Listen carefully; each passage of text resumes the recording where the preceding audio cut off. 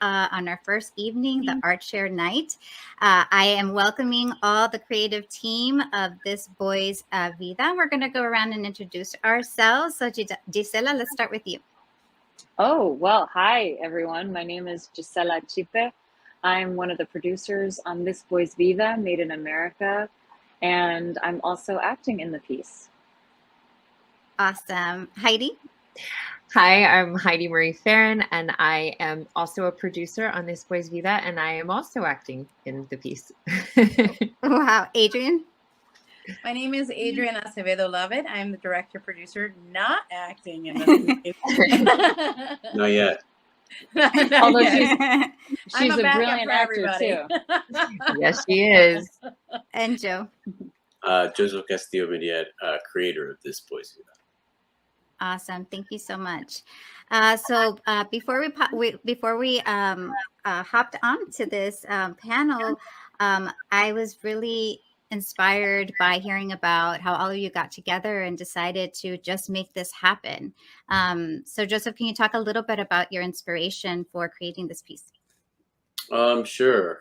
A lot of the time I feel like we're just not represented anywhere in media. I mean, the fact that I don't know if you guys happen to see the news, but Franco is attempting to portray a Latino in the in a movie. Of course, now I'm forgetting everyone's name. Anyways. So so I basically we didn't see any type of representation. I got tired of seeing these kind of stories that only told one specific type of Latino story, and so I created This Boy's Vida to tell stories that are still taking place here in the United States. That's why the part of it is made in America, because these are American stories. Latinos are American, Latinx, Latinas. We're here. We've been here for a very long time. We've been here for generations, and we continue to be marginalized as second-class citizens. And Adrienne, how did you get involved in the project? So Joe and I, we actually met doing a project for a friend of mine many years ago. It was a comedy piece, and it was super fun, and we kind of connected in that way, in that crazy shoot. And from there, we continued the friendship. And then he asked me if I could help them do the short concept back in 2018. And, you know, I love the story. I relate to it. I relate to his story and the upbringing and the time period. We grew up in the same time. He was West Coast, I was East Coast, but it was still very similar upbringing. And you know, I mean, I'm from the hood. My mom was a single mom. We grew up in poverty, and but grew up in poverty. However, my mom was amazing, and we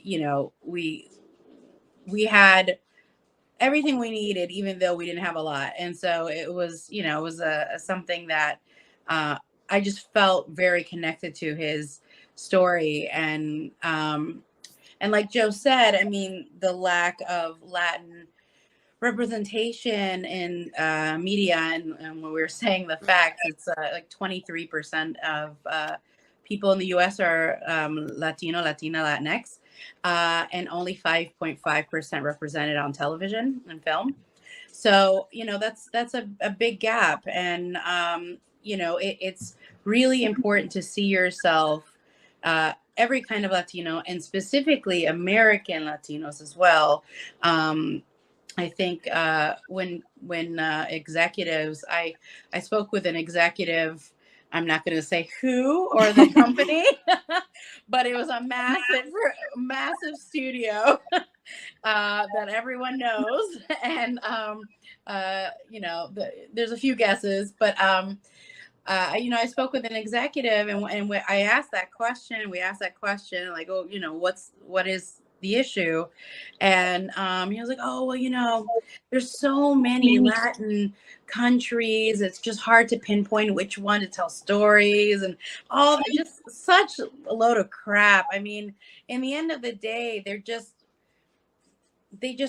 not representing us, period. Like there's no, you know, I would have respected his words more if he said you're right, and we're gonna try and change that, you know, like just, you know, but the excuses makes it even worse. And so I think you know, we'll have to take it upon ourselves in as indie filmmakers to make that change, to put it out there. And I joke about this, but it's true. Eventually all the white old dudes are going to die out that are in charge of the film industry, and we're going to be, you know, we're going to be right behind, ready to go and take over and have that representation, not only in the Latinx community, but BIPOC, you know, differently abled, LGBTQI plus. My dog is insisting to be in front of the camera. I'm like pushing him away. But yeah, so you know, I that representation is happening, you know, and slowly but surely. Not as quick as we'd like it to, but we're making it happen. You know, I'm not afraid of that.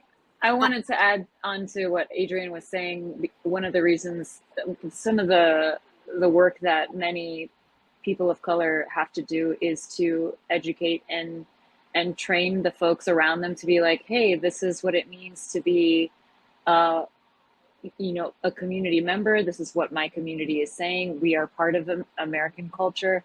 And it's one of the focuses of this piece is la mezcla, where you see that the characters are in a community that is not just a Latino community or a Latina community. It is Asian. It is, you know, people who follow Islam. There are, you know, all countries, all cultures that are represented, Black, white, in the story that is based on Joseph Castillo-Midyett's life. White people were the minority. And so I think it's an interesting thing that we are trying to bring to the fore, which is that Latine folk are not from somewhere else. We're from here. We're Americans. Yeah. Heidi, I want to hear a little bit from you, just in case you and Joseph have to step out, because both of you might be going into production. I mean, not might be, you are going into production this month. So there's so many things that need to be done. But Heidi, really quickly, can you talk a little bit about also your motivations to working on this project? Oh, well, echoing everything everyone else said, and then I'll add to that Indigenous Americans as well, and that grossly underrepresented, and that's my background. But also Joseph and I have similar early lives. We both went through a lot, and I was in foster care, and I was so compelled at the perspective of this piece. And I think rarely we've such a polarized world, and they want to politicize parts of conversations without actually looking at the people involved. And I just think that it's undeniable when you see this experience through the eyes of a child. And I feel that Joseph's work really does that powerfully, and but with so much heart, and also beautiful moments of humor that make the hurt sink in even deeper, because we're all human beings, and I think that we forget that there are children here, and this Pues Vida, I think, just really gets to that, and I was just honored to be a part of what they're doing. Thank you. And Joseph, you know, I know you, I met you as a performer. So how did you make that transition from performer to now writer and creator of this project? Is that something that you always wanted to do, or you kind of, that happened naturally in the last couple of years? Honestly, I just got tired of trying to ask for permission to have these jobs. And I've always kind of written, but I like acting more. That's where my love is. But every time I've written, it's always worked out very well. So I thought, well, let me give it a crack at this. And so there were a couple iterations. There was a steep learning curve, but you know, I'm a big proponent. If you don't know, pick up a book and learn how. You know, it's not magic. So it was a big curve in terms of learning structure. But you know, I've been in over 300 plays. You know, that's something on par with Gisela and Heidi and Adrienne. So that transition from knowing what good writing is to not what good writing is was very easy. It was just a matter of listening to my heart and what type of stories. And I just thought, write what you know. And that happened to be about my childhood. But having these three amazing women, you know, I might be the lucky gun that got the okay to do the script, but those are the filmmakers. They are, you know, how they transition and do what they do is, if it wasn't for them, this thing never even got started. So it's really, I'm just one part of this big puzzle that is them. Having a good team is so important. And Gisela, you were so, go ahead. Having an all female. I mean, I wouldn't disagree with that. Proof's in the pudding. And Gisela, you wear so many hats as well. What are how has it been learning about making a film? And well, it's certainly a steep learning curve, but from, you know, just watching how the trends of media, social media, entertainment go, we just saw a lot of our friends making their own things, getting opportunities, putting themselves in these opportunities, and then getting more and more, you know, attention, festivals, from agents, from artists, to other artists who then want to collaborate. And so honestly, it's just like Joe said, it's not rocket science. You just have to do it. And obviously we've had a lot of support and mentoring along the way. Our own Adrienne has been at South by and at Sundance. And so that's a huge boon for all of us. So we just kind of pull from our skills, you know, as artists and actors, we're already skilled at time management and juggling a lot of things in the air. So I'm just really exercising that muscle quite a bit. And then also too, I just like seeing something go from baby to like mature, and then hopefully get people interested in it. And if it moves people, that's very motivating for me to just like figure it the fuck out. I mean, sorry for cursing, but that's really just like, I don't know what else to do. And I think also if we have more opportunities for, as Joe mentioned, women in powerful positions, we can further carve out the narrative, shape the narrative of the videos, the shows, the plays, the media that we will eventually consume, because we're just not there, and we're not in the room, and we don't have the skills. And so then people are like, well, we can't hire you because you don't have it. But it's all just, you know, a lot of crap. Yes. I think it's a lot of BS. We can do this together. We can pull each other up. We all have something to bear, something to give to the process. Certainly watching lots of YouTube videos, reading a lot, and just also working. This is not my first piece that I've produced, but I find it definitely very challenging, but it's rewarding. And so if you can stick to it, have a good team, great team like I do, I mean, I love them so much, then you can really make something beautiful happen and make some change. And also, just like we wanted our money where our mouth is, if we're interested in this kind of representation, women, Latino women, Latiné women in these positions, well, then we got to do it, you know.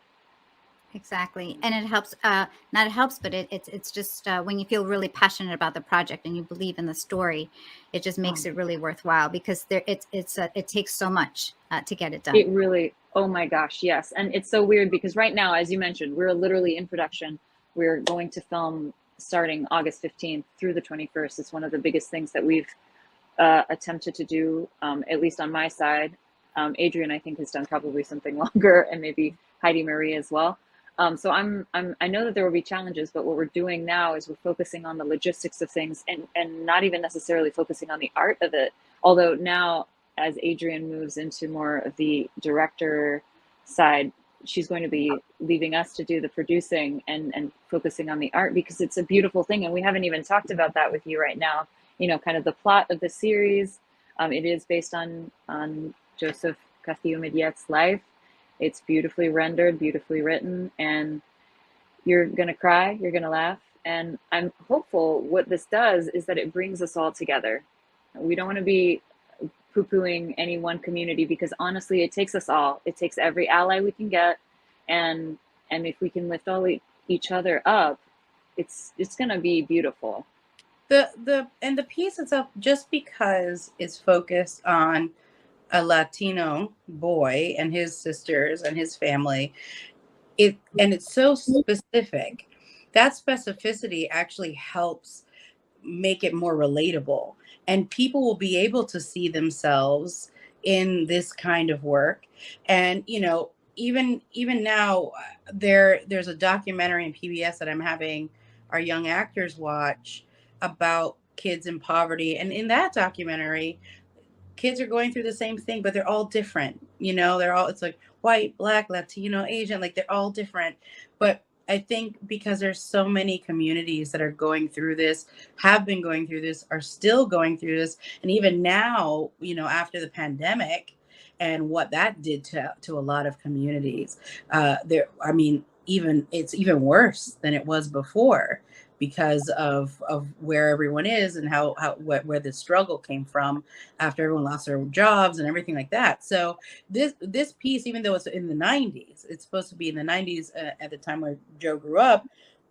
Early 2000s. I was waiting for something like that. But it's relatable to now. It's so relevant even now.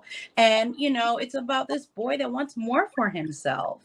And we need more material that is that kind of inspiration. And although the show is more adult heavy in the sense of it's gonna bring it's more for adults than it is for kids. It's not a kid show. It's just a coming of age story, but it has a lot of serious issues. But I think the nostalgia of it too, and just putting out this kind of hope of, even though you can be from the bottom, your environment doesn't have to dictate your future. And so this is such a powerful piece in general as a whole, and I feel like it's going to be very, very relatable, despite the fact that we're focusing on a Latino story. Is there so from any one of you, is there any information that you can tell us about what the plans are for the film, and tell us a little bit about the story without giving too much away as well, so people that are watching that may not be have read the description, can you tell us a little bit about the story and the plans for the film? Yeah, I'll let Joe speak of that. I men always talk so much. I'll just say visit thisboysvida.com, and then I'll turn it over to there are my strengths, and one of my strengths is knowing when somebody else is better at talking. So I give it up to the producers and directors again. Who's gonna take that invitation? Adrienne, can you talk a little bit about it? For the festivals, yeah, I can talk, but I was gonna say Heidi, because I feel like or Heidi, yeah, or Gisela, cualquiera. Heidi, you're good at doing this. Okay. I know we really want to look, the more people that see the story are the more people that are changed by it. And also, just to harken back to what Adrienne was saying about it being an adult story, like adults are the decision makers, right? So, but every adult was a kid and they have a kid. And so the more adults that see this are going to make it different and make it better for kids and for all people, really. But I think, so that's kind of the goal, to really, it's more, it's more of a mission even than I would say, our plan is a mission, and that we are putting this out on festivals, but we want to see this made. We want to see this on a platform where more people can access it, and where communities are uplifted and actually reflected on the content they consume. I just think it's unconscionable that, that more stories like this aren't getting aired, because the dollars are there and people want to see themselves represented. And I think This Boys Vida does that. So we will be in festivals, but the ultimate goal is that, we'd love to see this get fully produced for many, many seasons. And the pilot itself, it introduces little Joe and his sisters, the life that he's living in. It introduces his world, but also the unique aspect of the show. For me, it's not just a coming of age where we're following the kid, we're also following the kid's conscience in a way. So he has this, it's almost like, I would say the best way to describe it's kind of like a combo between his conscience and an imaginary friend, but it's his visual of a future version of himself. And that future version comes in almost as a friend and gives him advice. And so you actually see him, as opposed to like a voice or whatever, he's very much a part of his life. And that adds a little more of an artistic expression that I don't see in a lot of shows. And so, for me as a director, that's very exciting for me to be able to do something that is beyond reality, even though a lot of the situations are very realistic and raw and honest. We have this aspect, this surreal aspect that is very unique to the show. Yeah, so and just to recap all of the things that I wanted to add to what my brilliant producers, fellow producers have said, is that This Boys Vida is a series. We'd like to get it made. And what we're doing right now is we're shooting the pilot presentation of it. So that for any of those people who are like, I don't know what this is, or I don't think that there's a market for it, we're going to show you. We're going to show you. We're going to prove it. We're going to prove it to you. Right? Sometimes, again, you have to put your money where your mouth is and do it. So that's one thing I wanted to add. And also, again, so please visit thisboysvida.com. And we're on the socials at thisboysvida on Instagram. We don't have yet a TikTok, but I think we'll probably do some BTS and things so you can see. And if you ever have any questions too, that's a great way to interact with us, because we were young filmmakers. We continue to be. We're young filmmakers now, and we're constantly seek advice from mentors that are older than us or have had more experience than us. So if you ever want to reach out, ask about the process, you want to volunteer, be a PA, if you have any skills you'd like to share with us, please. This is one of the reasons we're talking with you today. And I know that this is in a digital format, but we want to connect. So thank you, Adriana and Sol Project, for letting us be in the SolFest with you and with all of the many, many talented artists that you're bringing on and bringing together, because we love to be in community with you all. Muchísimas gracias. Thank you, Gisela.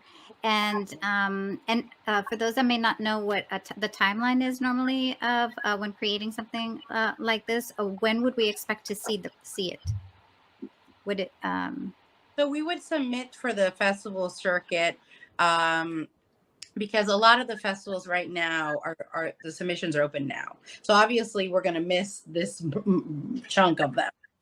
It won't end up being submitted until probably next year, realistically.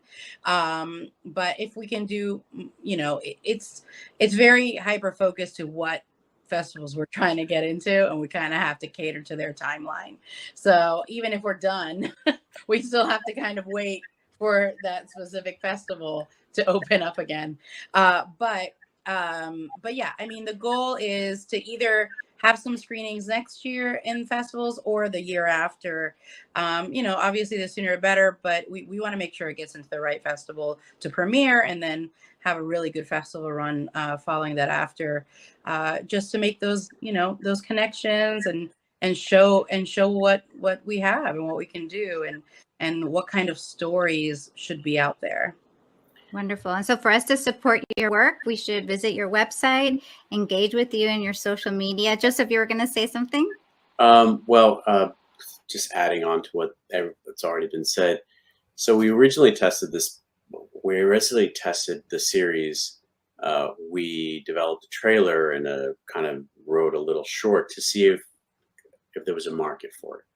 Everyone said there was a market, but I'm more of a business side. So I wanted to test the market with the prototype. So I made the trailer and it took off like wildfire. We got into HBO Latino, both New York and in LA, and we won a couple of awards. And people from the community, no matter what the skin color of Latino you were, or even if you weren't Latino, came up to us and were like, where do we see more? We feel like there was more to this. And we were like, yes, we were just kind of testing it out. Then the pandemic hit and we had already started our funding for it. So we ended up, at the beginning of the pandemic, we didn't know if this was, we knew it would be catastrophic, but so we gave the money back to our funders and say, hey, listen, let's get through the woods first and see what happens. So now we restarted that and we went to our initial and back to our sort of investors. And in the meantime, I got hard at work at retooling some of the scripts. And we've since had a lot of conversation with some major production houses. I can't say who they are, but they're very well-known production companies. And while, yes, we want to do the festival circuit, they are kind of asking for a first look to kind of see the pilot. And so there are a couple of avenues that we're kind of moving forward in. If the production company says yes, they want to pick it up and go from there, then great, perfect. But maybe the journey ends there, and I'll bring the rest of the team on as assistant directors and assistant producers, and we start bringing it together, and we create a for all of us.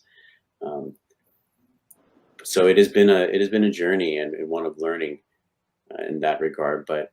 If you were always interested in investors, it's a long way. We are meeting with the PR team. Our PR person used to do the PR for BAM and JS Connection with quite a few of the periodicals. So we'll be starting that whole campaign soon as well.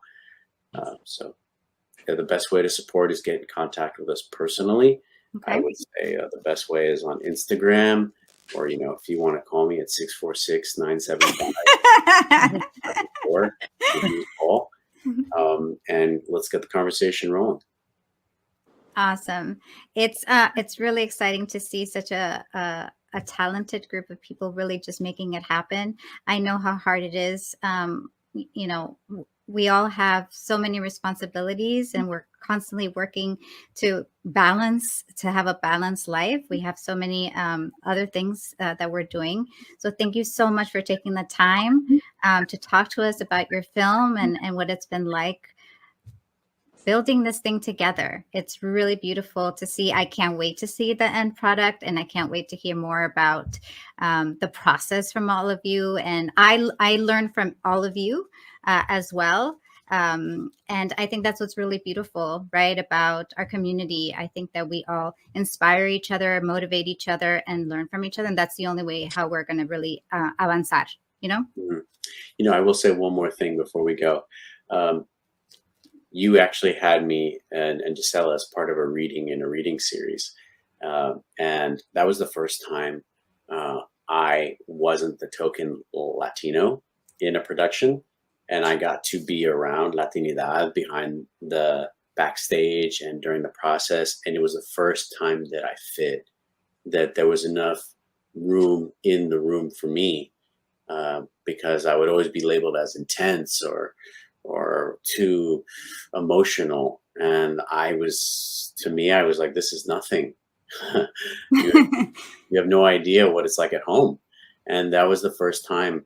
So I want to say thank you to you, because that was the first time in that dressing room when everyone was saying mucho mierda, that I was like, and there were women who had a taste for sexuality, and it wasn't a shame. It was a beautiful thing, and people were instantly manitos, and we were there with each other, and we understood each other in a way that I had never experienced in all my, and I've done a lot of plays, and that was the first and still the only time I've ever felt like I had arrived. I was home. So this part of this was inspired by that, because I feel like we are really lacking in community, and that's the only way we avance that, like you said.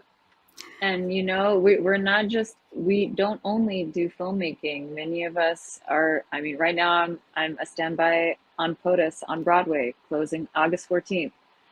We take the time that we have when we can do it. I mean, projects are coming out of ours, but we also have day jobs, and we do what we can. And this is part of sharing our skills. I mean, if anyone else wants to share what's coming up for them. But you know, I think, just so you know, people out there who are watching, and if you stuck with us this long, thank you. But that like, you know, we're personal assistants, we're in real estate, we're doing day player gigs on a show, we're No on day Broadway. player. No day player. There's anything wrong with that, but we've moved Guest star. Heidi and Adrienne, is there Seriously. anything that you also want to amplify, or an organization that you are excited about, or a project that you're working on that you would love to highlight right now?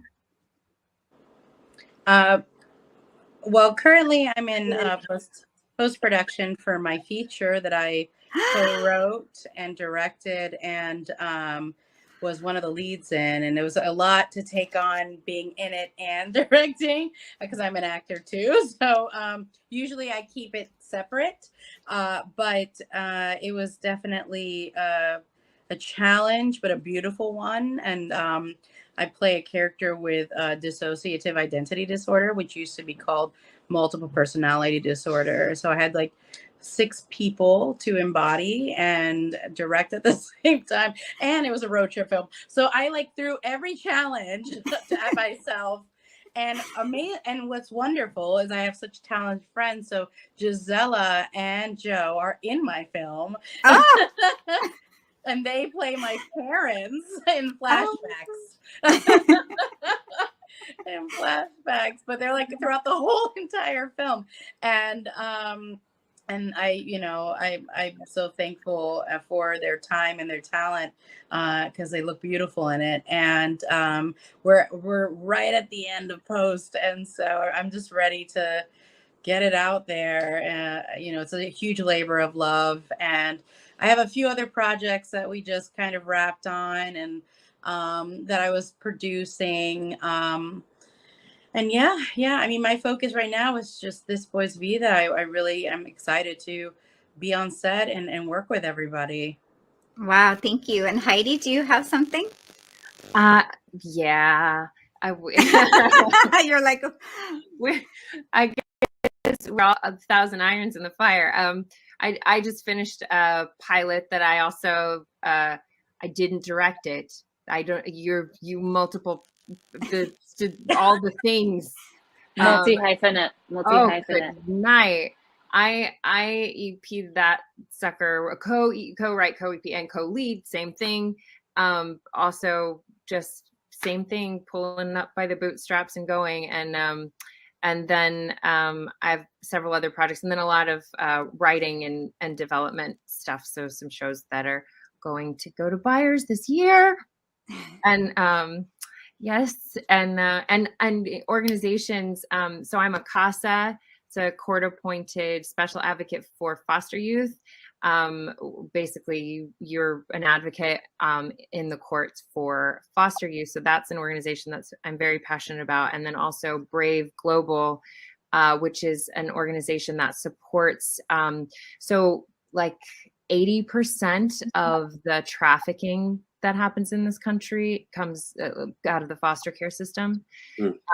And so to combat that, you know, this organization provides support services, education, especially for people aging out of the system, which I'm very passionate about as well. And they did a book. I'm in their book about people who have survived such things. So Thank you for sharing that. And Joseph, do you have any last thoughts that you want to say about organizations or I feel like you're booking stuff all the time. I don't know if that's yeah, I've got a series coming out with Marvel. I don't know if we're allowed to say it, but I'm in the trailer. You're in the trailer. I think you can say it. Yeah, I think it's okay. And She-Hulk. I played this guy that, again, I always try and use the community as my inspirations. So I wanted to use a combination of Jose Ferres, Cyrano de Bergerac, and Raul Julia when he played Gomez. And I created this character for that. The writing was fantastic. So, and then I'm in a movie with called The Tutor with Noah Schnapp, one of the kids from Stranger Things, and so there was also a bunch of other great actors in it as well.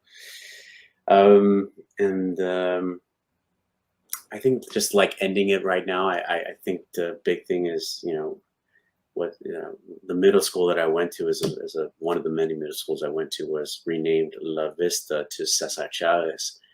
And that meant so much to me, not then, but now, because I learned about who Cesar Chavez was. And before it was used in, let's just keep it cool. His words are "Si se puede." So, yes, you can.